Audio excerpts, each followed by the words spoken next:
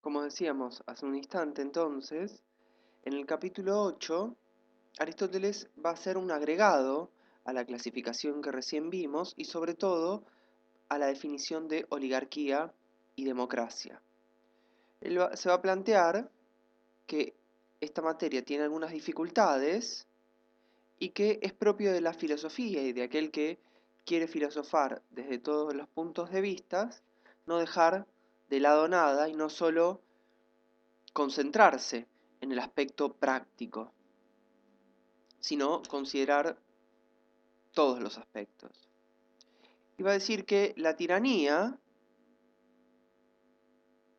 es el gobierno de uno que ejerce un poder despótico sobre la comunidad,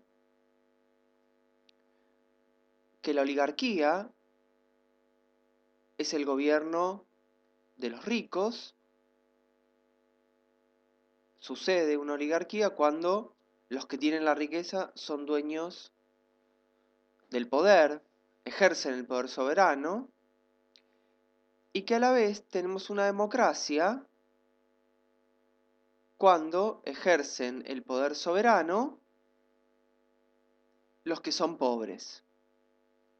Es decir, acá hay un agregado que hace Aristóteles, porque hasta recién teníamos que democracia era el gobierno de los muchos y oligarquía el de una minoría. Ahora sabemos que la oligarquía es el gobierno de una minoría, pero de la minoría de los ricos, y que una democracia es el gobierno de la mayoría, pero de la mayoría que es pobre.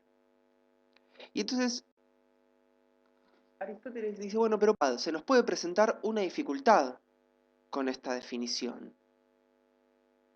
¿Qué pasaría, se pregunta él, si a la inversa la mayoría fuese rica y tuviera el poder, tuviera el poder soberano? ¿Tendríamos una oligarquía? Y a la inversa, ¿qué ocurriría si los pobres fueran menos, fueran la minoría, comparándolos con los ricos? ¿Tendríamos una democracia en ese caso?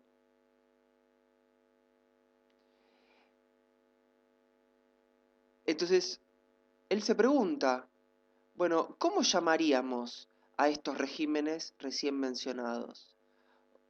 ¿Cómo llamaríamos a una ciudad en la que gobiernan los ricos, pero siendo que los ricos son más numerosos o son la mayoría?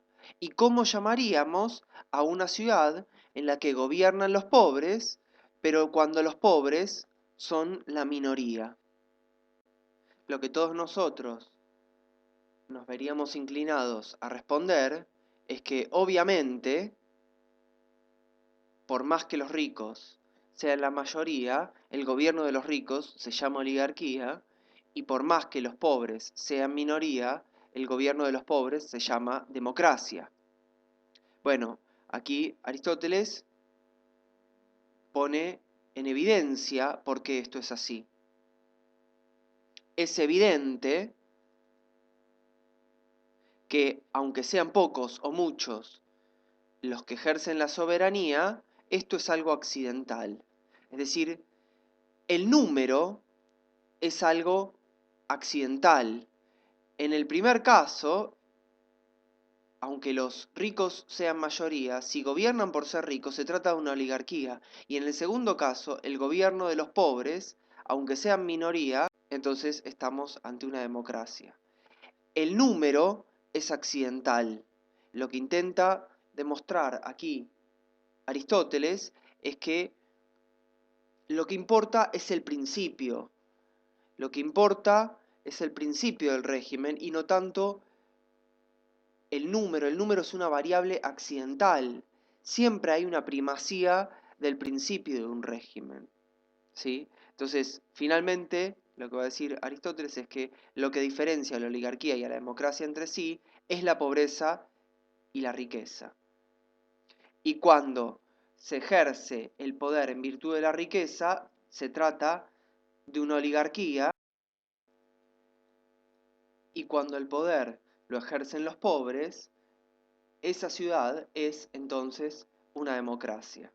Aristóteles remata con este comentario casi hilarante, dice, bueno, siempre lo que prima es el principio, el número es un accidente, pero en el fondo el hecho es que en todas partes los ricos son pocos y los pobres son muchos.